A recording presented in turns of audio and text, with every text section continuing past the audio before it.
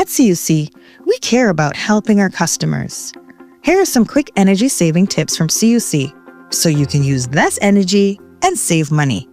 Set your AC Smart thermostat to maintain an indoor temperature of 87 degrees Fahrenheit or higher when you are away from home, and have the temperature cool to a comfortable 78 degrees Fahrenheit or higher when you arrive home. Adding insulation can cut your cooling costs by 15 to 45%, depending on your home's size and current insulation. Focus on insulating your attic, walls, and windows for the best results. For your laundry, avoid over-drying clothes. Not only does it waste energy, but it also harms fabrics. Dry towels and heavier cottons separately from lighter weight fabrics to save energy. Your TV and gaming setup can be big energy consumers. Save costs by reducing in-game settings and turning off your console when not in use. Remember, every small step counts. Use energy wisely and make a big difference in your energy bills and the environment.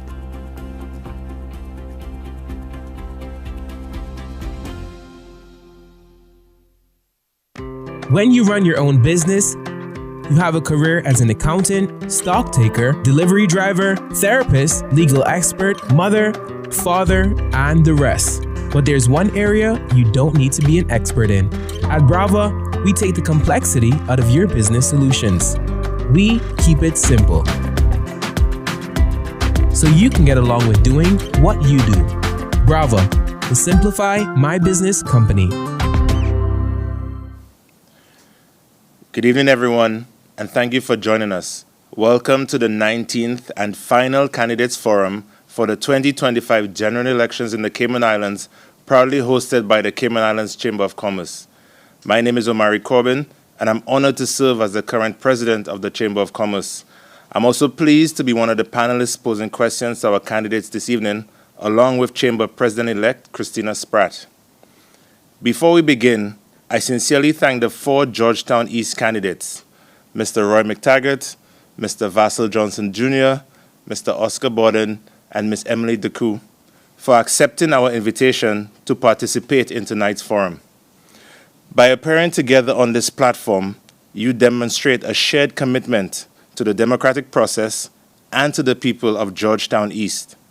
Your presence signals your readiness to address the pressing issues raised by the community through a recent chamber survey, which has helped shape the questions that we'll be asking tonight. While time won't allow us to cover every question submitted, we will do our best to focus on the topics identified as most important to the voters in the Cayman Islands, as well as Georgetown East.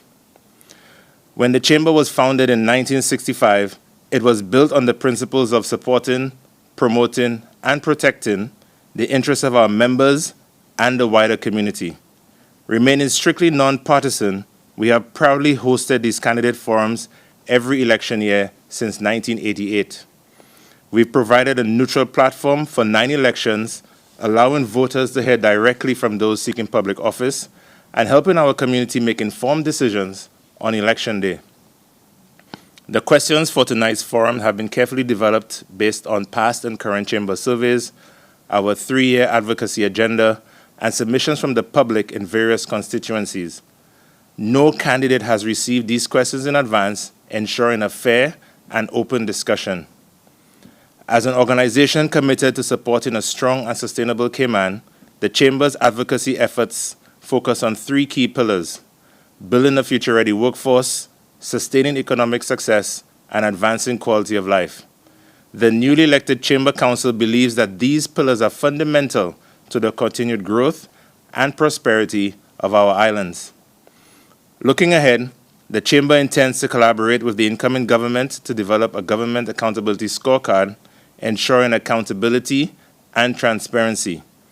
Additionally, we will seek representation on key government boards and authorities, as we believe our members bring valuable expertise that can help shape effective policies and initiatives. These forums require months of coordination, and I'd like to acknowledge the tremendous efforts of Will and our chamber staff who have worked diligently behind the scenes. I'd also like to express our gratitude to Ashley Furniture and Home Store, Foster's, CUC, and Logic for their generous sponsorship, which has helped make these forums possible. Additionally, we appreciate our media partners, Cayman Mall Road, Cayman Live TV, Compass TV, and ICCI-FM for broadcasting tonight's event. We are live streaming the forums, making it easier than ever for voters to tune in from the comfort of their homes. We hope this added accessibility encourages even greater participation in the democratic process. The Chamber Council is also pleased to announce that the leaders of the 3 political parties have confirmed their participation in the Chamber's inaugural debate featuring the party leaders scheduled for tomorrow, April 9th at 7 p.m. So the start time is 15 minutes earlier, and it will start at 7 p.m. tomorrow. This marks a historic first for the Chamber, providing the community with a unique opportunity to hear directly from each leader about their party's vision and priorities on national and local issues. We hope that you will tune in. And now, it's time to begin. I'll turn the proceedings over to Will Panu, CEO of the Chamber of Commerce, who will serve as tonight's moderator. Will outline the forum's rules and introduce our candidates from Georgetown East. Good evening, candidates. Tonight's forum allows each candidate to present their positions on key issues. Here are the rules for tonight's forum. Each candidate will be asked 12 questions. You'll have up to 2 minutes to respond to each question. A bell will sound when your time is up. Please conclude your remarks once you hear it. Candidates will speak without interruption. You may disagree with another candidate's view during your response time. However, all comments must be made respectfully and within the allotted time. And at the end of the forum, each candidate will be given 2.5 minutes to deliver a closing statement. I'd now like to introduce this evening's candidates for Georgetown East. We begin with Roy McTaggart. Roy McTaggart is running as the People's Progressive Movement candidate for Georgetown East. He has a strong public finance, community service, and national leadership track record. A certified public accountant with over 40 years of experience, Mr. McTaggart spent nearly 30 years at KPMG, serving as managing partner for the Cayman Islands and the British Virgin Islands before entering public life in 2012. Mr. McTaggart has long been committed to community development. He served as chairman of Cayman Airways, president of the Cayman Islands Chamber of Commerce, a founding Commission for Standards in Public Life member, and chairman of the Young Caymanian Leadership Foundation. These roles reflect his focus on integrity, youth development, and good governance. Mr. McTaggart has been a steady hand on national financial matters in Parliament. As Minister of Finance and Economic Development, he led policies that reduced government debt, avoided new taxes, and developed consistent budget surpluses. His work helped stabilize the country's finances and maintain compliance with the framework for fiscal responsibility. During the COVID-19 pandemic, he was part of the leadership team that kept the country safe, avoiding loss of life and economic collapse. Most recently, he served as leader of the opposition and chaired the Public Accounts Committee. He stepped down from party leadership in the late 2024 to help support the next generation of political leadership. Mr. McTaggart is a candidate grounded in fiscal responsibility, community values, and a deep commitment to serving the people of the Cayman Islands. Welcome, Mr. McTaggart. Thank you. Vassal Johnson Jr. is running as the Cayman Islands National Party candidate for Georgetown East. A proud Caymanian with deep roots in the community, Mr. Johnson brings a distinguished background in the financial and tourism sectors, coupled with decades of leadership and service.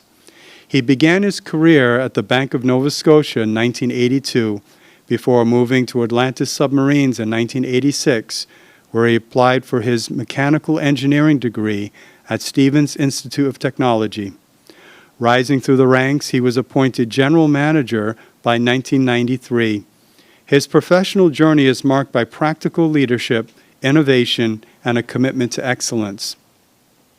Mr. Johnson has also served on multiple boards, including the Cayman Prep and High School Board, the Hotel Licensing Board, and the Trade and Business Licensing Board, demonstrating his dedication to education, community development, and regulatory integrity.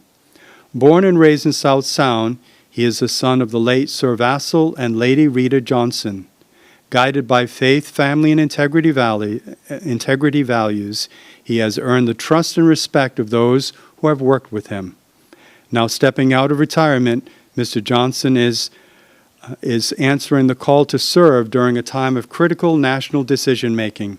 He believes the Cayman Islands needs thoughtful, principled leadership focused on long-term solutions, not short-term politics.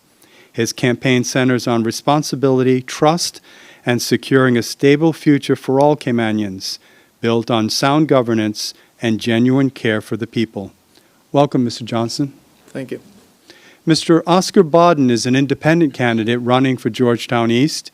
With 37 years of experience in the information technology industry, including 3 as a trust administrator and over 26 years as the owner of ORB Computer World, Mr. Bodden brings a deep knowledge of business and technology.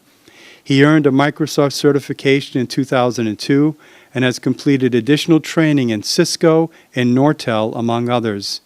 His professional journey reflects a consistent drive to grow, lead, and contribute to his community.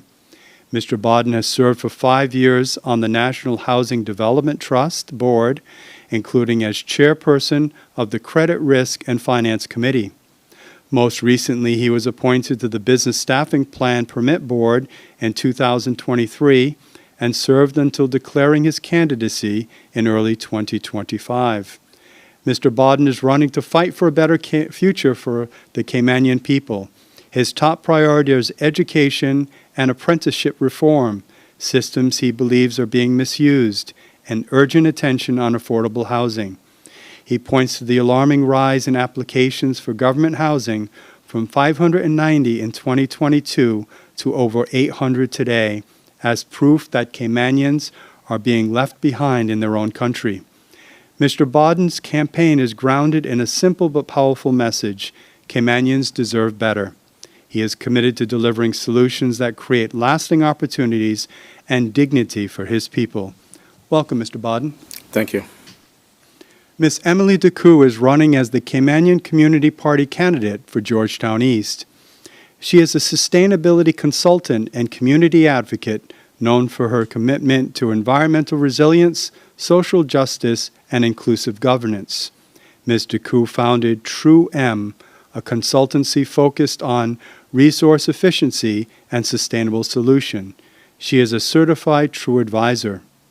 With over a decade of experience in the legal and financial services sectors and regional work in social justice and environmental initiatives, Ms. DeCou brings a uniquely informed perspective to public service.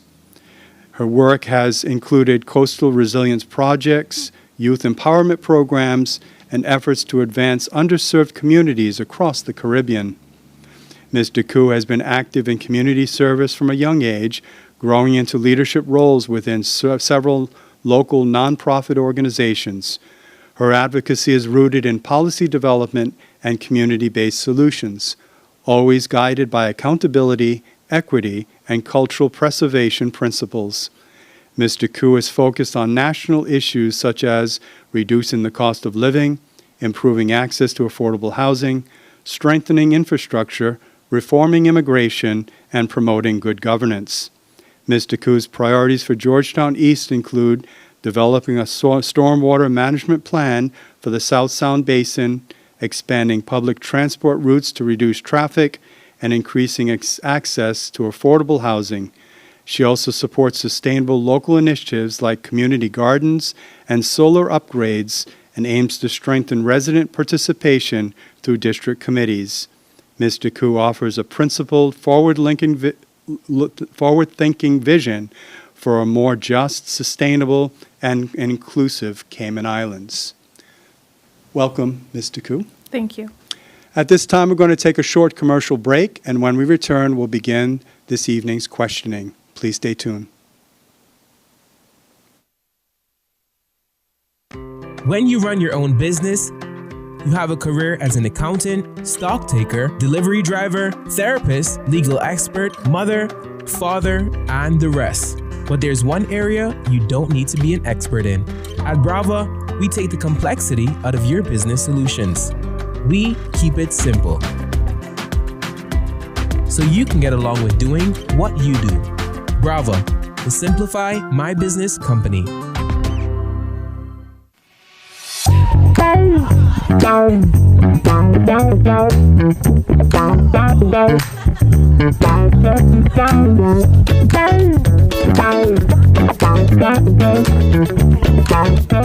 Why is my bill higher? These days, it might seem like the cost of everything is going up here in Cayman.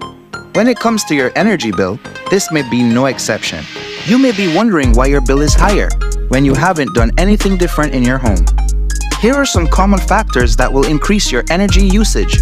As temperatures outside increase, your air conditioning unit has to run longer to keep your house cool, even if you haven't adjusted the thermostat. During the summer months, cooling your home can make up more than half of your energy bill. It's important to maintain your AC so that it can function as efficiently as possible.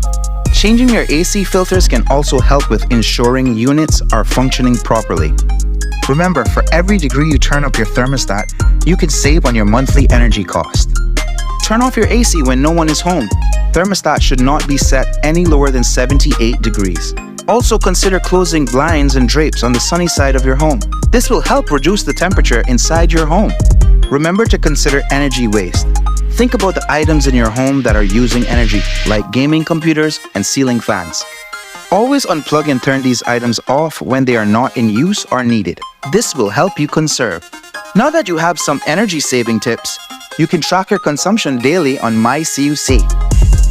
Learn more at www.cuc-cayman.com.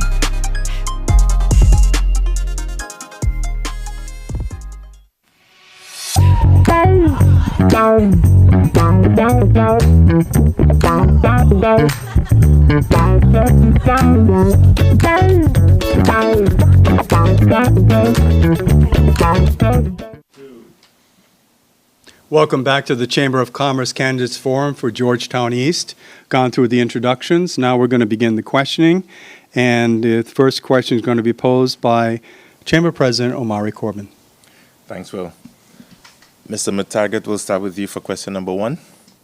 What motivated you to run in this election, and how will you effectively represent Georgetown East? Thank you for the question. I'm stepping forward to serve with the PPM to restore stable leadership and to deliver solutions that prioritize Caymanians. I believe firmly the country needs someone like me to back in the Ministry of Finance and as Minister of Finance to reestablish fiscal responsibility. What I'm seeing now deeply disturbs me and is worrisome. Geopolitically, we are in very uncertain times and uncharted waters, and the country needs a strong, steady hand, an experienced hand to navigate these troubling times and ensure that Cayman emerges stronger and more resilient. My qualifications and experience, particularly as a former Minister of Finance, uniquely qualifies me to fill this role. I care deeply about Cayman and the future of the country. I have 3 daughters and 4 grandchildren. This is their only home. Thank you. Thank you, Mr. McTaggart. Mr. Johnson, Jr. Thank you, Mr. Omari. And thank you to the Chamber for providing us with this opportunity. And to you folks listening online, welcome. Leadership. Leadership is action, not a position or a status. Leadership is like driving yourself in a Hilux instead of being chauffeured in a Tahoe. The state of governance over the last 4 to 8 years has imploded. The foundation that my father helped lay for financial services and conservation is being eroded steadily, and our financial position in the Cayman Islands is in a very rocky and precarious situation. I was fortunate growing up. I lived next door to my grandparents. My mother left me a piece of land on which I was able to build my home. When we got out of high school, I attended Cayman Islands High School, When we graduated, whether it was high school or college, we could all find a job here in Cayman. Are your children with you? What are you leaving for your children? The Caymanian way of life is quickly disappearing. We have a looming financial crisis. Our children are unable to find jobs, and young Caymanians cannot find housing, cannot afford housing. And how did I get here? I had retired and was enjoying a quieter life after a 38-year career, 27 of which was as general manager of Atlantic Submarines.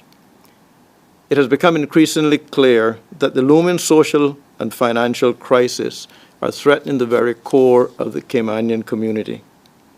Whether we're generational Caymanians or whether we migrated here and made Cayman our home, we all have a common human responsibility to leave more for our children. I chose to join the Cayman Islands National Party because it was a like-minded party. Thank you. Thank you, Mr. Johnson Jr. Mr. Bodden. Good night, Georgetown East. Good night, the wider Cayman Islands. One of the main reasons I have decided to run in this upcoming election is to give our Caymanian people a better way of life. For far too long, we have been treated like second-class citizens in our own islands. At the top of my agenda is education and apprenticeship programs. I have seen firsthand how this is being misused. Affordable homes is another thing that is near and dear to my heart. For far too long, we have entrusted others with the responsibility of running our islands.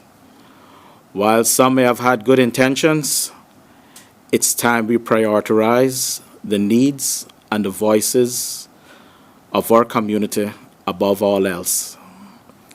I believe that together we can make significant changes that will benefit everyone, not just a few, everyone, and the wider Cayman Islands. Thank you. Thank you, Mr. Bodden. Ms. Deku. Thank you, Mr. Corbin. Good evening, Cayman, Georgetown East, my opponents, and our kind hosts, the Chamber of Commerce. I consider this evening to be an important round of interviews in a job application process, and it is an honor to be a candidate in this role. You have heard our introductions, and tonight you will hear what we each intend to bring to this next administration. But it will be you, us, the voters of Georgetown East, who will make a decision on April 30th as to which of us will be your next member of parliament tasked with representing and serving our community. As a Georgetown East voter myself, I have given a lot of thought as to what I would be looking for in my MP, and I know from meeting many of you as a neighbor, volunteer, and service provider that you have done the same. My concerns have led me to apply for this role 4 years ago, and now again in 2025, because I have yet to see what I am looking for in anyone else on the ballot for Georgetown East. I imagine that you, like me, will be looking for someone who is not anti-development, but rather pro-sustainable development, represents current and future generations in decision-making, is relatable, proactive, but most of all, courageous in the face of the crisis we are and are going to be facing. All of these qualities are what I commit to being for Georgetown East, and then some. You can see from the table of people before you that I do stand out as a little bit different from the rest. I was not a part of the generation, and certainly not the previous governments, that made some of the most dangerous decisions in our country's recent history. Serving you is not a career break for me. I have been strongly serving Cayman on the ground for the last 4 years. Serving you is not a retirement game for me. I am willing to commit the best, most energetic years of my life and my youth to my country and Georgetown East. Serving you is not something I put on the back burner. It is calling my name, and I'm here to answer to it and to you together with my team of fellow leaders at the Caymanian Community Party. I alone at this table am equipped and committed to serve our community for decades to come. Thank you. Thank you, Mr. Koo. I'm going to continue with the second question. And this question is about national priorities. I will start with Mr. Johnson Jr. What are your top 3 national priorities and why are they urgent?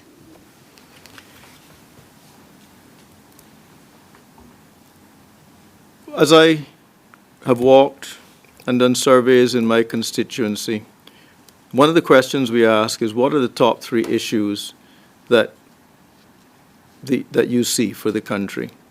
I had a number of constituents say, but we don't have 3, we have 1. I said, what is it?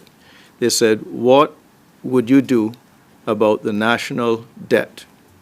Far and above any other issue, the national spending and national debt has to be number 1. Other major issues that were raised were the rate of grants of Caymanian status and the growth of our population through immigration. We would be looking to slow that down. And the third one was traffic congestion, particularly as it comes through the eastern end of the constituency. And we would be looking to implement a mass transit system to alleviate the traffic and the number of cars on the road. Thank you. Thank you. Mr. Bodden? My top 3 that we have national priorities: education. Without education, there's not much hope. Immigration, jobs for Caymanians, and housing. With me sitting on the BSP board, I've seen firsthand how some of that is being misused. We have, with these BSPs, where they're supposed to provide scholarships for Caymanian kids. It is not being enforced. That needs urgent attention. With that, we could see a lot more Caymanian kids coming back, well-educated, well-qualified to fill some of these jobs, to alleviate some of these work permits. With immigration, the work permit situation is out of control. What I believe that we need to open a dialogue with some of these companies, and if you need 10 work permits, let's go 50-50. You give me half, I give you half. But it shouldn't be a one-way street where we only get 10 work permits, no Caymanians employed. We should also focus really hard on succession planning with jobs for Caymanian. Make sure the companies do adhere to succession planning. That is key. Housing is another main issue. What I believe and what I sincerely think, that with housing, we need to prioritize where developers or where foreign developers want to come in and purchase land for development. Some residential areas should just be reserved for only Caymanians to purchase that land. It may resort to land banking by the government, but if that's what we have to do, then we need to get cracking on it. Thank you. Thank you. Mr. Koo? Thank you for the question. For me, the top 3 national issues are the landfill, our school and education systems, as well as rolling out utility-scale renewable energy. And the reason these 3 national issues are in need of being urgently addressed, I'll start with the first one. The landfill is not only an eyesore, but it is a heavy impact on our public health, our environmental health, could impact our economy if it has not already begun to do so. When it comes to education, as it stands, we are hemorrhaging, quite frankly, at both ends when it comes to brain drain, as well as primary school students, per a recent report, which showed that 74% of them are are leaving primary school having not attained in core subjects. And when it comes to the rollout of utility-scale renewable energy, this speaks to overall sustainable development, which really needs to be holistically looked at by the next administration, as this impacts our cost of living, as well as our carbon emissions, as it's already April and it's scorching hot outside, and it's only intended to get hotter with the climate crisis on our doorstep. So these are the three national issues I would prioritize and which I consider to be urgent. Thank you. Mr. McTaggart? Thank you.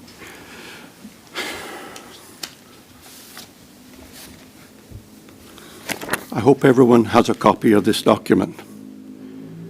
It is called the Pre-Election Financial Update that was released by government last week, Thursday.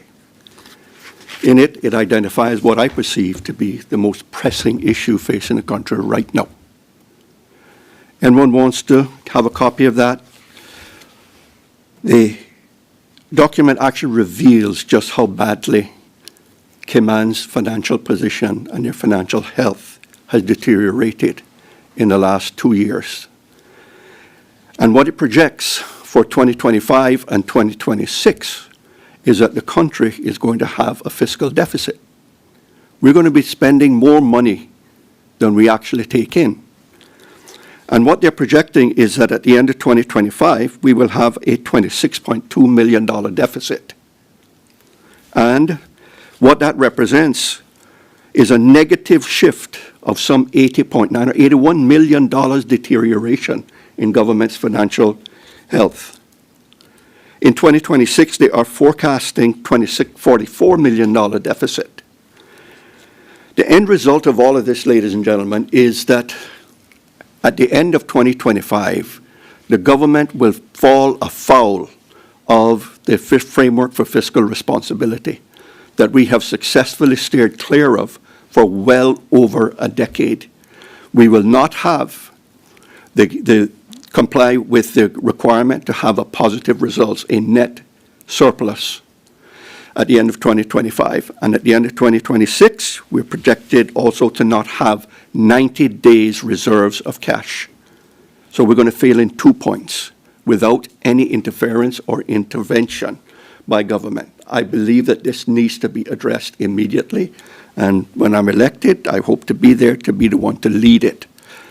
The second item that I have as in terms of my priority items is a waste management solution.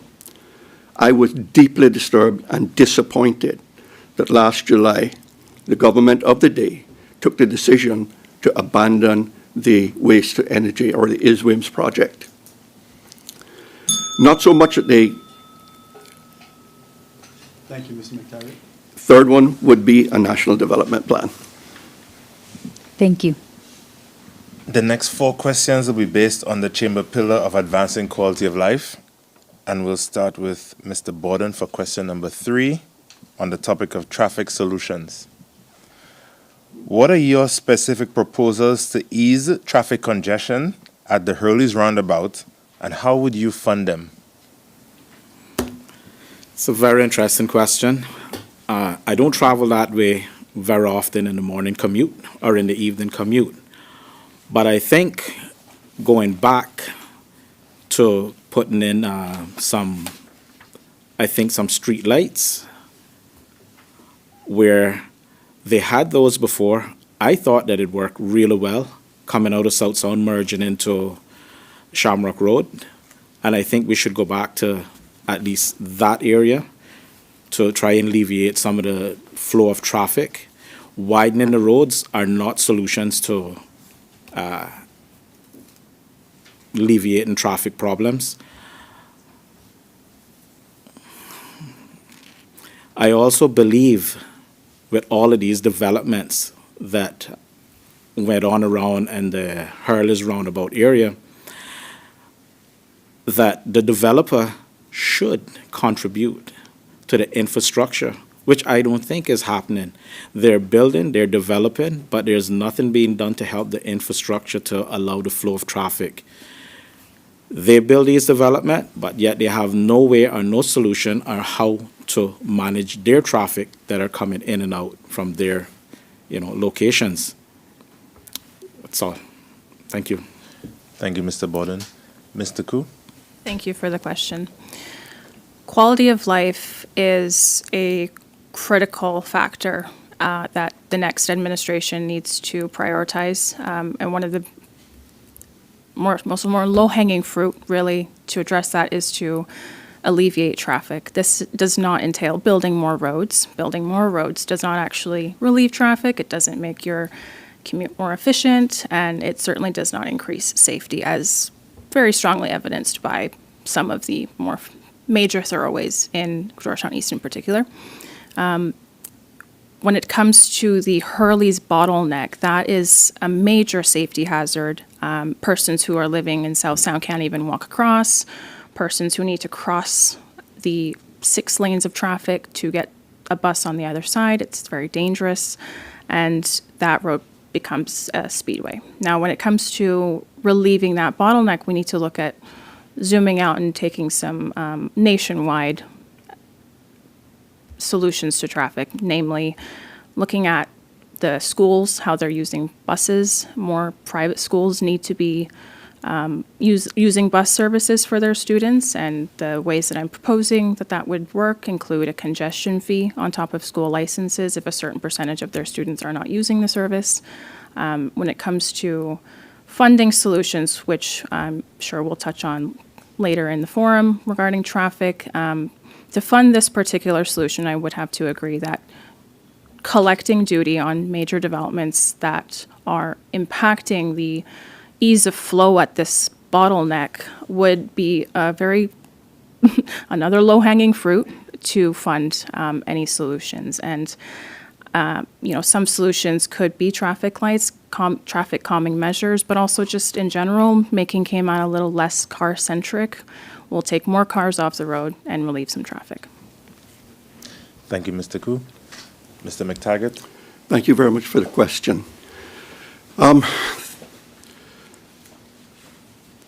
One of the easiest things I see for the government to do in terms of easing congestion at the Hurley's roundabout would be to complete the feeder roads that have been contemplated and were supposed to have been built some time ago, actually.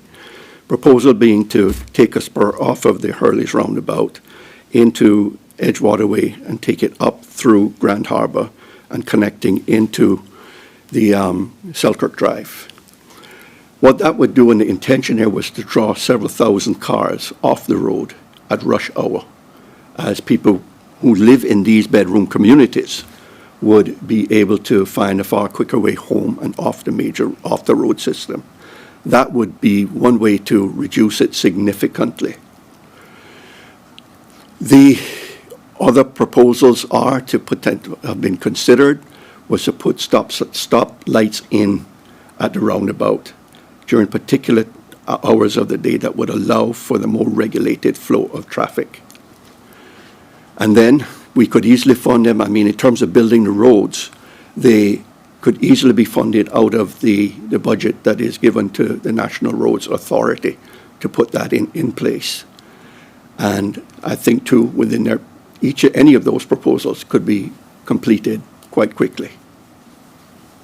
Thank you, Mr. McTaggart. Mr. Johnson, Jr. Thank you.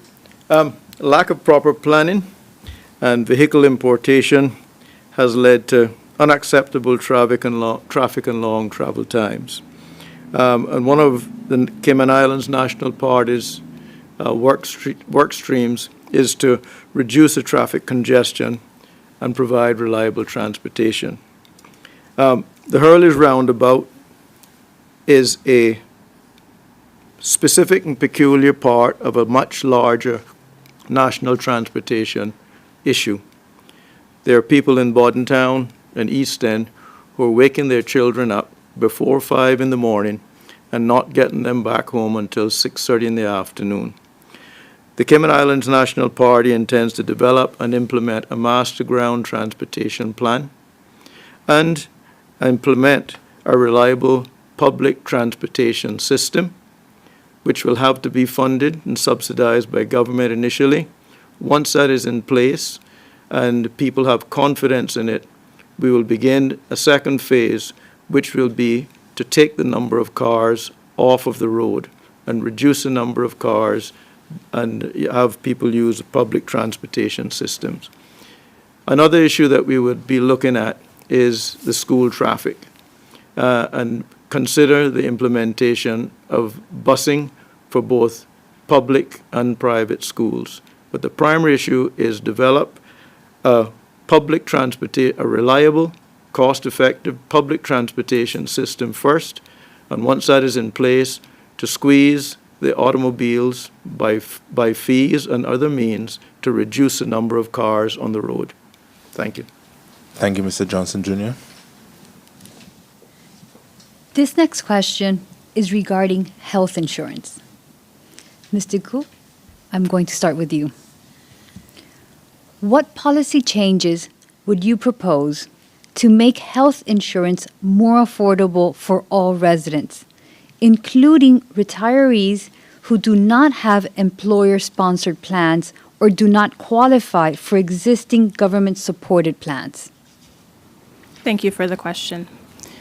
Something that's really important to me and my colleagues at the Cayman Community Party is putting the care back in healthcare. And what that looks like to us is making sure that health care is more affordable and that health insurance premiums are not putting people into debt, potentially going bankrupt. They really need to be focusing on what it is that they're managing, which is their health, and as little less as possible. So ways that we are proposing to remove some of those barriers to health insurance access include looking at data to really understand where the money is going. As we've seen recently, health insurance premiums have skyrocketed and we're still quite unsure as to where the money is going. This really requires a proactive and smart approach, factoring in retirees and others who maybe do not qualify for government-supported health insurance plans. At the end of the day, by taking these proactive steps, increasing competition amongst insurance providers, and reducing the costs of healthcare as a whole, we make it more affordable and more accessible for those who need it the most. Thank you. Mr. McTaggart? Thank you for the question. In terms of policy changes, the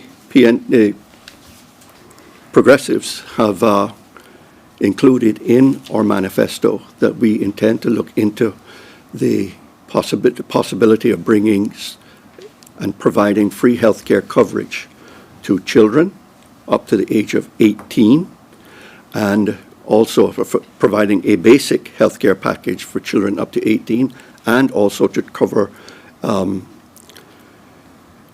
retirees who do not have employer-sponsored health plans or have no other form of health insurance coverage. It is a growing problem that has to be addressed, and we are finding more and more as our population ages, there is insufficient. They have people who are retiring, particularly out of private practice and private work, do not have extended insurance coverage once they retire, and it falls on them to pay for their own health insurance coverage, which continues to skyrocket every year. I have a daughter and two of my grandchildren who today are unable, can only find the basic health care coverage, which doesn't cover very much. The company, in order to renew their coverage, wanted something in the region of $60,000 or $70,000 a year to provide coverage for her and her two children. Totally unacceptable. And my thinking is that if this isn't addressed, you're going to find more people, more and more hundreds, thousands of aged people and young people turning to the government and to the Needs Assessment Unit for services in covering their health care costs. Mr. Johnson Jr. Thank you. The Cayman Islands National Party has seen constituents, retired constituents, who choose between paying their mortgage and paying their health insurance. They have no health cover. It is a major issue in our island, and we have looked at it in a few ways that we intend to address it. One is to investigate the possibility of a national captive in order to provide health insurance for seniors. We'll also review the effectiveness of the segregated insurance fund to make sure it is being used as effectively as possible. Third activity would be to separate public health from the HSA to ensure an unbiased oversight of the activities. And last but not least, we would review the health insurance law to ensure that insurance companies are required to provide cover for seniors at a reasonable and fair rate. Thank you. Thank you. Mr. Bodden? Thank you for the question. What I have seen with this insurance policy, we have a basic plan. It's called the SHIC plan. It needs to be enhanced. It is $500 coverage. That should be increased to $3,000 or $5,000. One hospital visit with the SHIC plan, you could have that in January. It's over. You have basically no insurance then for the remainder of the year. I've run into a constituent in Georgetown East. She had to visit a health city. One visit, $800. Her SHIC plan didn't cover it at all. That money had to come from somewhere, had to come from her pocket. I also believe that we should provide insurance, free insurance for kids, not only at the age of 18, but until they're finished with their education. Because remember, they could be 20, 22 years, but still attending college, will still need insurance coverage. So having no insurance for those 4 years from 18 to 22, you could run into a massive expense. I also believe we should provide free insurance to the elderly. They're the most vulnerable. They're our pillars. So we should look and see where we could assist them best. The money that they're getting for pension will not allow them to live a nice and healthy lifestyle and have to pay a high insurance premium because of age. Thank you. Thank you. Well, thank you, candidates. We've gone through the first round of questions. We're going to take a short commercial break. Please stay tuned.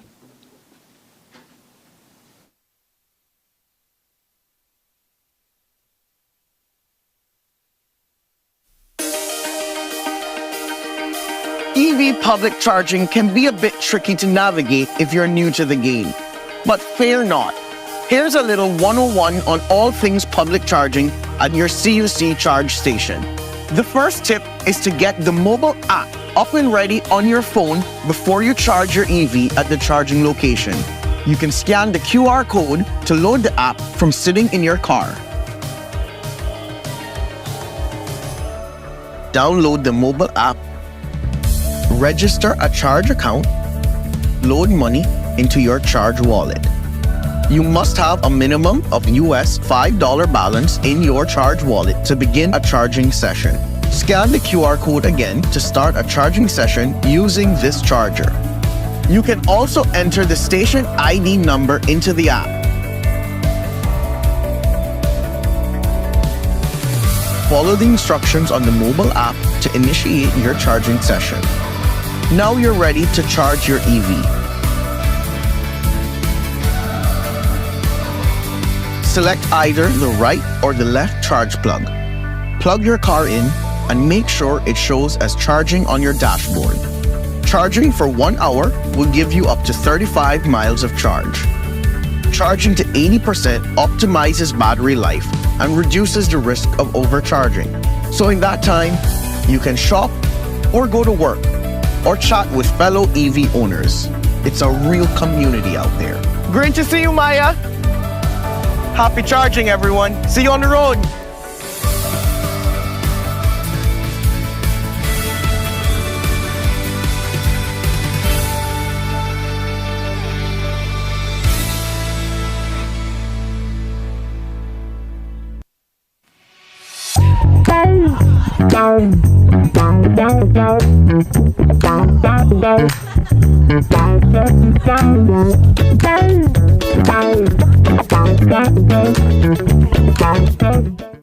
When you run your own business, you have a career as an accountant, stock taker, delivery driver, therapist, legal expert, mother, father, and the rest. But there's one area you don't need to be an expert in. At Brava, we take the complexity out of your business solutions. We keep it simple, so you can get along with doing what you do. Brava, the Simplify My Business company.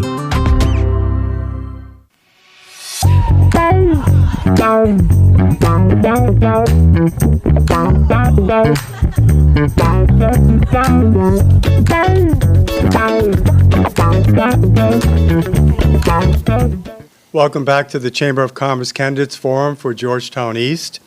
We're still on the first pillar, chamber pillar, advancing quality of life.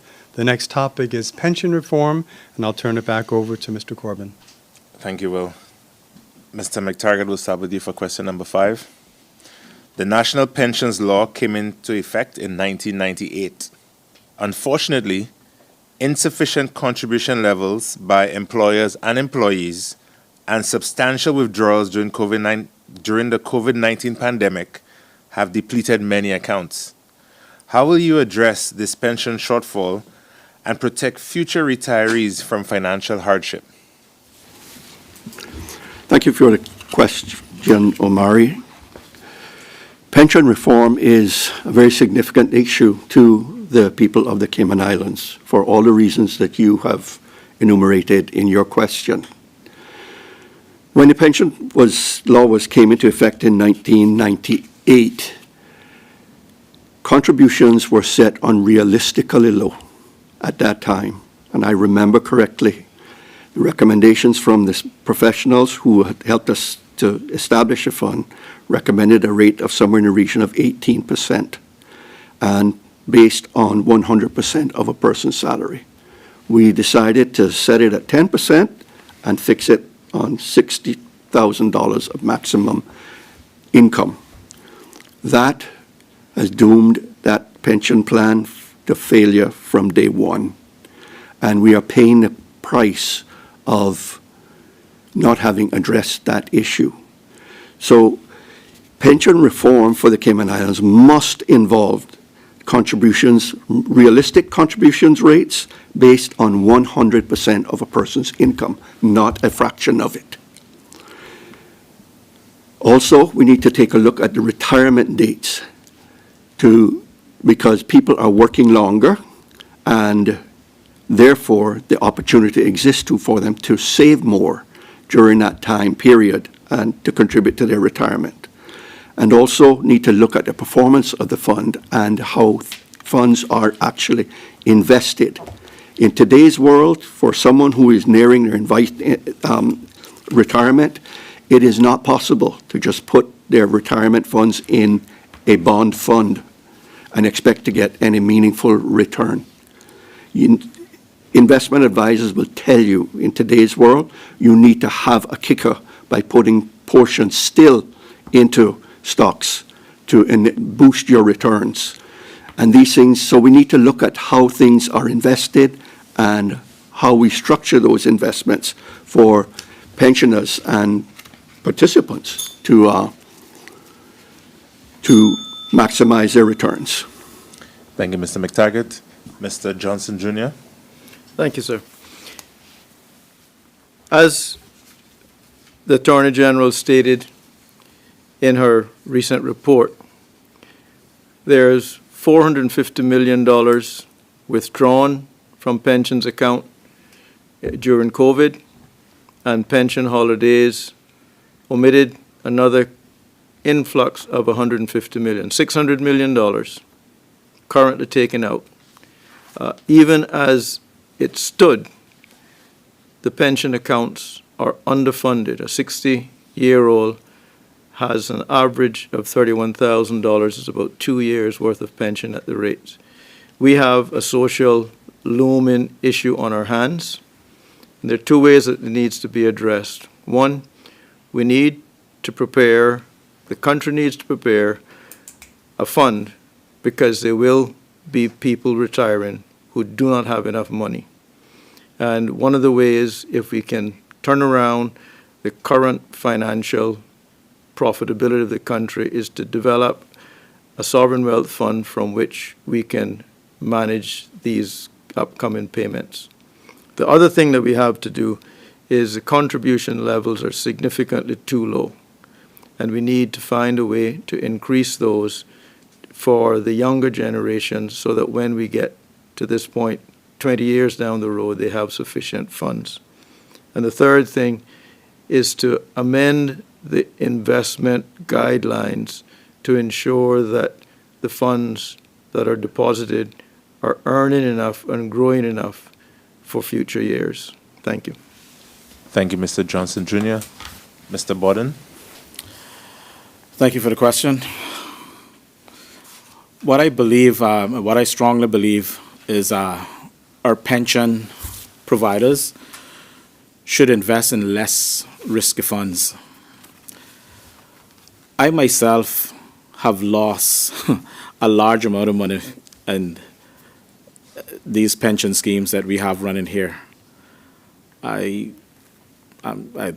trying to remember the exact number, but I believe it was in the region of 40,000, and I was not happy. I actually called them to inquire about this. I thought it was a mistake. But having said that, we need to look at the retirement age of people and extend that to maybe 70 or beyond 70. If the person is healthy, strong, let them work. There's no need to cap it. If the person is dropping down, then, we could understand that. But if they're healthy, ready to work, and still willing to work, let them continue to work. I also believe our pension funds should be invested in-house, meaning, for example, if you need a loan, instead of running off to the bank, we could turn around and borrow money from the pension funds as a loan. Obviously, it wouldn't be borrowed just from your pension fund. It would be collectively a pension fund for the entire island. And, it would be, we could pay lower interest rates back to generate some money to help offset the pension fund growing. Also, we need to take a look at those pension administrators' fees, because they are through the roof. And I think that if we're suffering a loss, they should be able to suffer a loss as well, because it shouldn't be a one-way street. They take our money and lose it, and then we turn around and pay them graciously like it's a pat on the back. Thank you very much for losing our money. Here is something for it. Thank you very much. Thank you, Mr. Borden. Mr. Koo? Thank you for the question. Pension reform is absolutely critical. Our seniors and our retirees who are relying on meager pensions deserve much better. They built the economy we have today, and it is our duty to take care of them in their golden years. By reducing the overall cost of living through more sustainable development plans, we can reduce the financial hardships as people age and have to end up relying on their pensions. However, when it comes to addressing the pension shortfall, we need to take a really deep dive into why it is that the pension funds are hemorrhaging. They're losing money. We need to see how they can invest in less volatile ways so that we can have higher returns for the people who rely on this consistent form of income in their golden years. We need to really examine, we can take lessons learned, right? And I find it very interesting that looking at the reason that we have the major problems with the pension funds not being sufficient today happened under former leadership of the People's Progressive Movement, and which were given pretty much carte blanche to people who, whilst I acknowledge fully that these helped a significant number of people to get by in some of our most difficult recent times, it has led to what we have today, where people who did not make any pension withdrawals, who have been saving for their working lives, are having to pay the price for those who made major pension withdrawals at their expense. So addressing the overall cost of living to mitigate that financial hardship as a result of not being more careful with pension withdrawals and not building the pension law adequately enough in the first place, not reforming it adequately enough over the years in light of different factors, is going to be an absolutely critical solution that the next administration seriously needs to prioritize. Thank you. Thank you, Mr. Koo. Thank you. This next question is regarding stormwater management. I'm going to start by asking Mr. Johnson Jr. What strategies and actions would you recommend to improve stormwater management in areas like South Sound Basin and Randike Gardens to reduce recurring flooding and improve the quality of life for affected residents? Thank you. Both Randike Gardens, Halifax Road, and Silver Oaks suffer significant flooding issues. Some of those have only recently occurred when new construction under directions from the planning department have been built next to them at much higher levels. That's specifically Silver Oaks.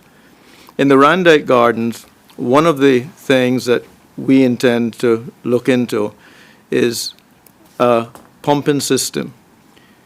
It has been tried in the Prospect and Red Bay areas with some success, and with the NRA and the Public Works, we'll look at the possibility of implementing that in the Randike Garden area. Thank you. Thank you. Mr. Bodden? Thank you for the question, Christina. One of the main things, or one of the issues that are, one of the solutions that we would have are using blowers and pumps. They would probably go hand in hand. The blowers would help to dissipate the water. The pumps would help pump it out. Now, I went to a meeting with hazard management, and I saw the surrounding area. Everything is 5 feet above sea level. Randike is 2 feet above sea level. Now, having said that, right, with the pumps and the blowers working hand in hand to get the water alleviated from Randike, Halifax Way, and the South Sound Basin, that would definitely work. Right now, I know there is something going along in the pipeline that should alleviate some of this water from us. Now, there's also something called flood barriers. It's a relatively inexpensive process. I really don't know why no government has actually thought about it or looked into it, but flood barrier basically goes around the area that is affected by flooding, and those high water level areas will just run around the flood barriers. It would not run into the basin. It would go around it. The flood barriers would help protect it. Thank you. Thank you. Mr. Koo? Thank you, Christina. The issue of flooding for those who live on the rim of the South Sound Basin has only gotten worse in the last 4 years. When I campaigned in 2021, it was an issue predominantly affecting those living off of the Linford-Pearson Highway, such as in Randike Gardens, and it is now an issue that affects those living along the coast of South Sound in just a simple seasonal rain, which is to say, for a more low-lying area like Randike Gardens, this is a recipe for disaster long-term, especially considering that storms are not only going to get more frequent, but more intense, and that water needs somewhere to go. It is of critical importance to public health, property values, and people's quality of life that we implement solutions that we simply can't take a blanket approach, because Georgetown East is not a constituency with a single elevation. So by forming a national sustainable development plan that factors in what different areas of the different constituencies require to manage the stormwater, we can ensure that, you know, we reduce the likelihood of public health crises through mosquito-borne diseases, we increase property values, we lower home insurance premiums, property insurance premiums, and that really starts with choosing our hard. It's hard to flood. It's hard to see the wetlands and think, wow, that looks really developable. But also, if we think about it from a long-term proactive perspective, taking a pause, planning out what we want Georgetown East to look like in the short and long term by creating a sustainable national development plan that factors in the likes of constituency associations, which would have boards that would be in charge of coming up with solutions to the different neighborhoods within the South Sound Basin and Georgetown East, are just a few of the ways that I and myself and my colleagues, at the Cayman Community Party are proposing to address stormwater management. Thank you. Thank you. Mr. McTaggart? Thank you. Thank you for the question. The issue of flooding in Randike is a 40-year-old problem. It happens from the very start. When Randike was built, it was built and the ground was not raised sufficiently high in order to allow for the residents in the area to enjoy a life and a home where they were free from flooding. The NRA have tried many things over the years, including digging wells, drainage wells on the road. They basically don't work because the water table is too high. They've also now, within the last, it's less than a year ago now, they put into two huge draining wells and pumping stations into Randike to try and drain the water off and put it into deep wells. Trouble is, deep wells fill up very quickly, and the utility of those pumping stations it just doesn't work for very long. The only surefire thing that works down in Randike right now in terms of dealing with the water is the opening of the culvert that exists in South Sound. That drains the water out of Randike, out of the swamps, puts it into the South Sound Basin. The problem with that now is that I understand, and I have not seen it myself, but I understand that algae is now starting to grow on coral there, so it's creating another problem. So Randike's problem truly is something that affects the whole area, South Sound as well as their own community.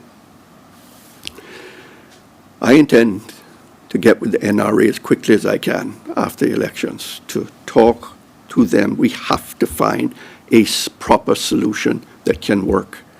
And some of them might be, some of the solutions that we have thought about as well is the barriers, the water barriers in homes, and government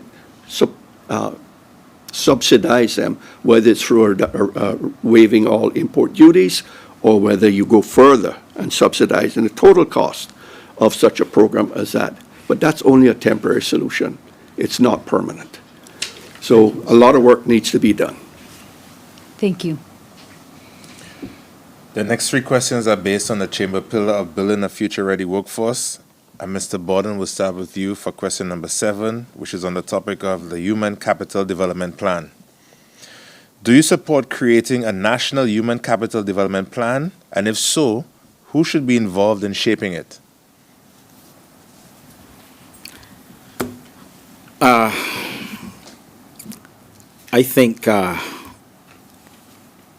with a national human development plan, I think the government should form a committee that would spearhead this national human capital development plan.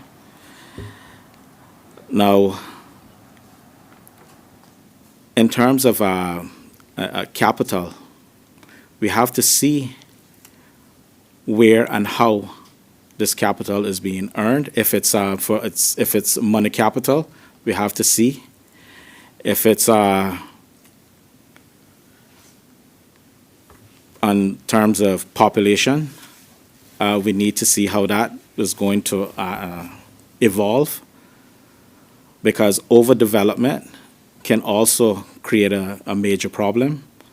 So if government creates the proper committee, the proper channels, I feel it would be something worth looking into and something worth investing into. Thank you. Thank you, Mr. Borden. Mr. Koo? Thank you, Omari. I 100% would support a national human capital development plan. The persons that should be involved in shaping such a plan, which would, we envision, form part of a national sustainable development plan, would be relevant stakeholders such as those in the business community, the Chamber of Commerce, and those who work in different government bodies that are tasked with workforce development, immigration, as it's really critical that immigration and our human capital locally is nurtured so that people can have meaningful careers in the workforce and contribute to our society, while also recognizing that we do have times where we will need to import talent, and that talent that needs to be looked at for the short term is actually adding value in the long term.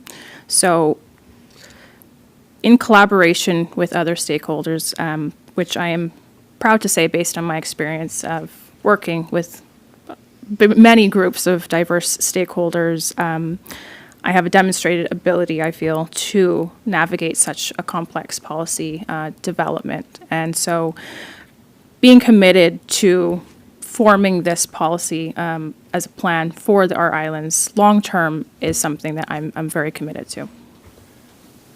Thank you, Mr. Koo. Mr. McTaggart? Thank you for the question.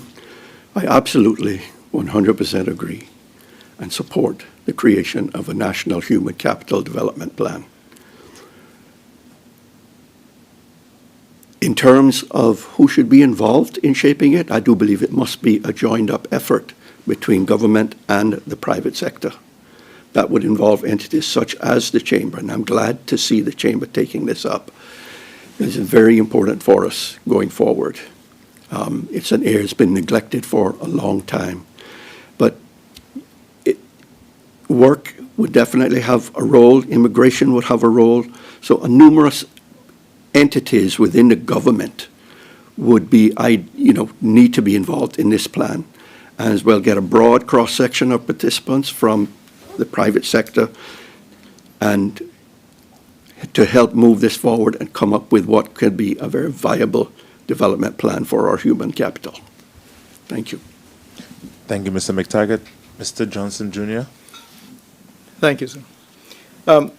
With the overpopulation, the number of work permits, and the inability of young Caymanians to find jobs, we definitely need a national human capital development plan. The Cayman Islands National Party has looked at the education system, and it is in our intention to revamp it urgently. It costs too much per student and does not produce results. We need to link work and education so that industry jobs are linked to the scholarships given. We would introduce an all-ages financial service curriculum in both public and private schools, replace a Level 1 diploma with a TVET certification, revamp our mandatory life skills curriculum important to human future employability. We would begin vocational training as early as year 5. And most importantly, for public schools, we would focus on early childhood education so that once they get into the primary schools, they would be able to take full advantage of the education provided. But essentially, look into the future, look into the private sector, what jobs they would involve, and begin to implement those into our education system. Thank you, Mr. Johnson Jr. Moving to the immigration policy, I'm going to start with Ms. DeCoux. What proposals in the immigration white paper would you support or oppose, and how would you prevent restrictive immigration policies from driving away businesses? Thank you for that question. Immigration is admittedly a complex issue. To answer the question right off the bat, I will say I do not support the more strict definition of a Caymanian. In regards to the second portion of the question, speaking to preventing restrictive immigration policies impacting our economy, I would have to say that whilst I am an expert in sustainability and looking at things at a macro level and a micro level, I will not sit here and claim to be an expert on immigration. However, what I am an expert in is looking at making sure that we are taking a proactive approach to solutions that ensure that our students can enter the workforce, businesses are not suffering as a result of restrictive immigration policies, and what that looks like is collaborating with our business community, local stakeholders like the Chamber of Commerce, and ensuring that our intent to supplement our economy and reform immigration does not have the negative impact of affecting businesses. Thank you. Thank you. Mr. McTaggart? Thank you for the question. Immigration reform is absolutely essential. I believe that the Immigration Transition Act of 2015 is no longer fit for purpose and therefore needs to be looked at and completely revised if needed. Permanent residency and citizenship, in my mind, is sacred and should not be that easy to acquire, although you don't want it so strong and so hard to acquire that you actually drive people and businesses away. The point system that we have is broken. It really needs an overhaul. I will support changes that tighten up the requirements to obtain PR and citizenship, but not make it so strong that it drives people away. And that's a delicate balance to obtain, but I believe that it can be done. To me, changing the name as recommended by the white paper to the Caymanian Protection Act is just totally irrelevant. And what is relevant to me is whether it gives Caymanians adequate protections and looks out for their interests. There are many loopholes that are being exploited within our current legislation to the detriment of Caymanians. And I think that further consultation on this white paper is needed once a new government is formed. And that is where I would place the emphasis on us now putting together a committee after to look more in-depth at these reforms that need to take place in order to achieve the right outcomes and to achieve the right balance for Cayman that serves to protect the interests of Caymanians, yet allow the country to continue to grow and to continue to attract business into the country. Thank you. Thank you. Mr. Johnson Jr.? Thank you. The white paper, in my opinion, mostly kicks the can down the road. We believe that the immigration law and the policies have not been adequately updated to suit the needs of the country, and has led, unfortunately, to unplanned population growth, which has led to congestion on the roads, higher cost of housing, and inadequate opportunities for Caymanians. We would look to review specifically the requirements and legislation for the road to Caymanian citizenship. There are too many permanent residency and Caymanian status being granted every year to the tune of 1,200 each. We need to implement technology that works, share information across related departments, and ensure that where possible, Caymanians are getting the jobs. We would ensure that non-Caymanians working in the public sector are held to the same standards as those in the private sector. And we would use enforcement to ensure that work permit holders who do not have sufficient work and who are working outside of their work permit regulations are prosecuted, as are their employers. We understand fully the importance of financial services and understand that they will need to have access to top-level employees, and would consider that in a lot of detail before putting any restrictive measures on the financial services. Thank you. Mr. Bodden? Thank you for the question, Christina. Two things jump right out at me that I would oppose probably immediately. Well, sorry, not oppose, that I would support. One, I would support the fact where if you apply for a work permit as a cashier, a janitor, you're coming from a foreign country, that is the job that you'll do. If you decide you want to change, I support you going back home and reapplying again. I totally support that. However, I do not support the fact where we have increased the term limit from 7.5 to 9 on this white paper. I feel it should go back down to 5. I don't want to drive away businesses by trying to force anything down somebody's throat, but moving from 7.5 to 9 years, that just opens the door for getting PR and the likes. What I also believe too, if you come here on a contractual basis to work as a work permit, that should not really alleviate and give you the right to turn around then and apply for residence. You came as a contractual worker, you are a worker. When your time is up, it's time to go home.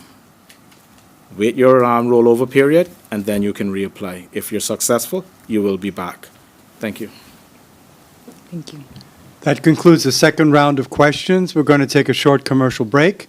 When we return, we'll have the final round of questions. Please stay tuned.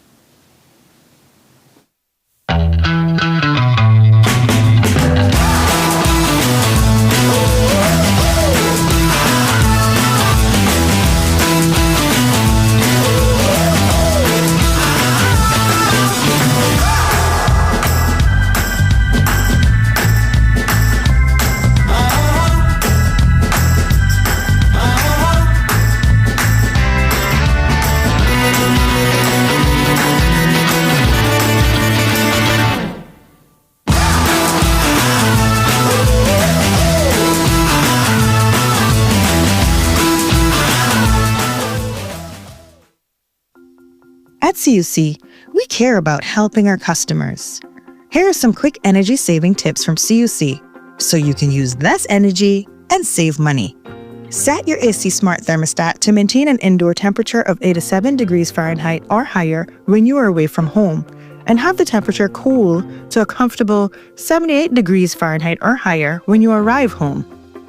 Adding insulation can cut your cooling costs by 15 to 45%, depending on your home's size and current insulation. Focus on insulating your attic, walls, and windows for the best results. For your laundry, avoid over-drying clothes. Not only does it waste energy, but it also harms fabrics.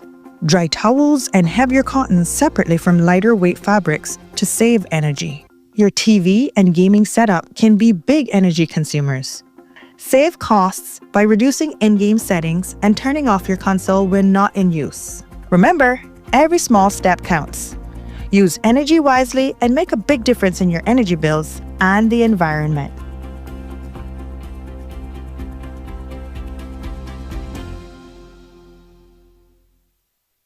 When you run your own business, you have a career as an accountant, stock taker, delivery driver, therapist, legal expert, mother, father, and the rest. But there's one area you don't need to be an expert in. At Brava, we take the complexity out of your business solutions. We keep it simple, so you can get along with doing what you do. Brava, the Simplify My Business company.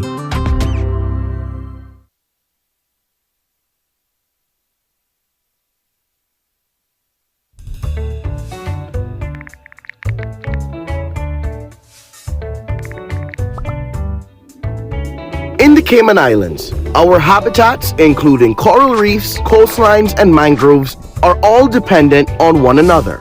Our economy is no different. From people to businesses, right through to government, it's all connected. And just like everyone wants a healthy ecosystem, everyone wants a healthy economy too.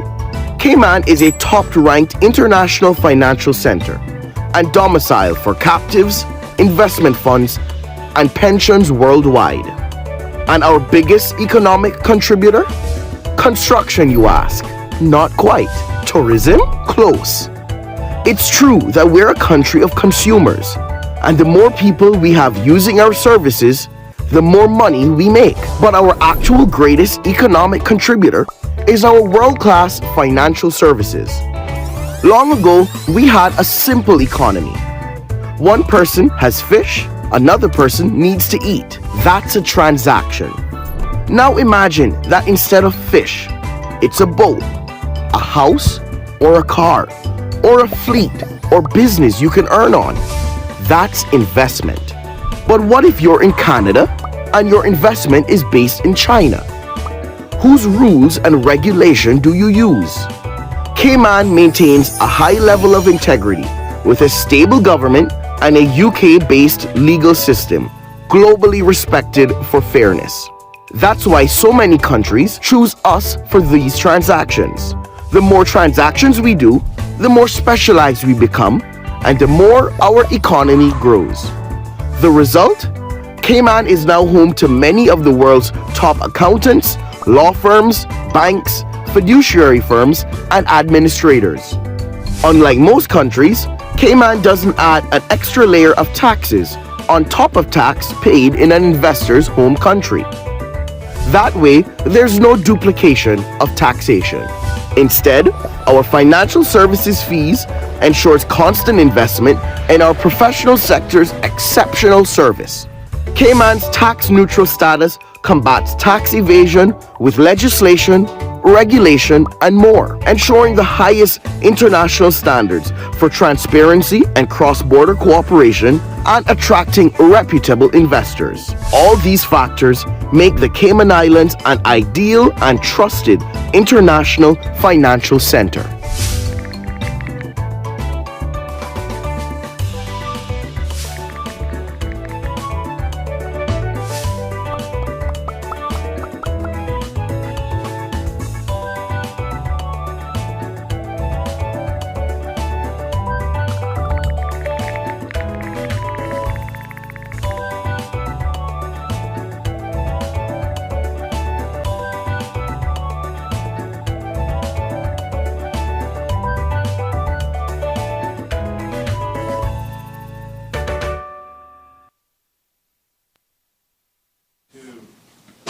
Welcome back to the Chamber of Commerce Candidates Forum for Georgetown East. Gone through 8 questions. We're on the final round of questions, and the next question is going to deal with educational alignment, and we're going to turn it over to Mr. Corbin. Thanks, Will. Mr. McTaggart, we'll start with you for question number 9. What steps would you take to align school curricula with today's and tomorrow's workforce needs? Well, I think a lot of work is needed in order to make that alignment in education for us.